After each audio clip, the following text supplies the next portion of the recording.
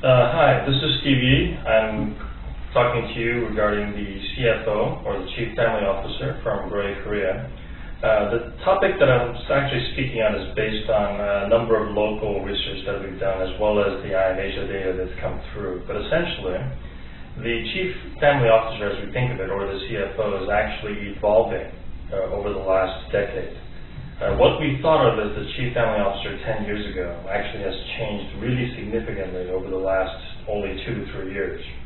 About 10 years ago, basically, you think of the 25 to 35 mother, stay at home, takes care of all the family finances, from education to housing deposits to whatever you need to get done. Essentially, this was our core target group whenever we did any sort of TV media plan over the last 10 years as well. And it's still continuing to today, but things are starting to change. I mean, how is the Chief Family Officer changing? It's actually changing in a way that's transcending gender and also going back to sort of this kind of relationship or cooperative community type skills. What's happening is that as more women either go back to work because of financial issues, or sometimes because they just want to get away from being trapped in the home, at least Asian women anyway, is that because both people are now winning or making money, or winning the bread, I guess is the best way of putting it in America, that they typically now cooperate on every single financial decision. A lot of more cooperation, more role definition. For example, perhaps the woman will handle money regarding education, but the man will handle money regarding stocks and insurance, for example. But irrelevant how they divide it, it's become much more of a consultative relationship where the man and woman are actually talking to each other constantly about how money should work. An interesting statistic in Korea that can point to this is that the divorce rate for Korea has risen over the last 5 or 6 years, but most of the time it was due to typically reasons like adultery or relationship issues. But now there's more divorces actually happening due to financial arguments, which is quite interesting.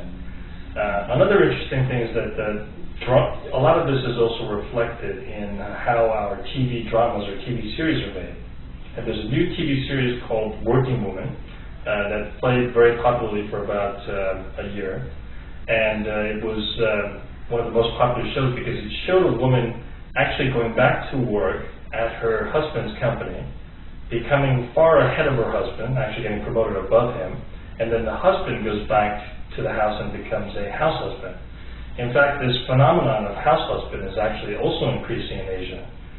It used to be that men never stayed home and took care of the kids, but now it's seen that some men are actually better, or people perceive that men are better at taking care of kids, taking care of their education, doing their homework, or helping them with their homework, and doing a lot of other chores as well.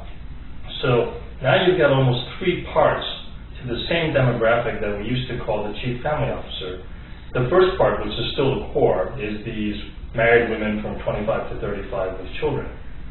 Maybe they take up about 40%, possibly even 50% of the total population. And then you've got more of a consultative kind of group where men and women are constantly working together to form this Chief Family Officer union. That could be about maybe another 30%. And then the final 10 to 20% is probably this new group of men who are staying home and taking care of the family finances and also taking care of the kids.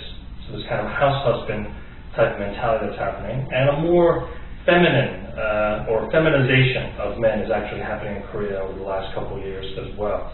Men are not defined by the same stereotypes of machismo, for example, maybe in Latin America. But this is not only true for Koreans, but also true for most East Asians, from Japanese to Hong Kong to Singaporeans as well, and maybe even some Chinese in some of the major cities.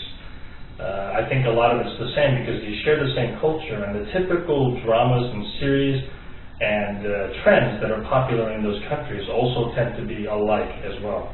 Of course, there are some differences, but there are basic commonalities, and our IM Asia research probably shows a lot of this as well, this type of commonality where the Chief Family Officer is now becoming or separated into these kind of 3 integral groups. Thank you very much.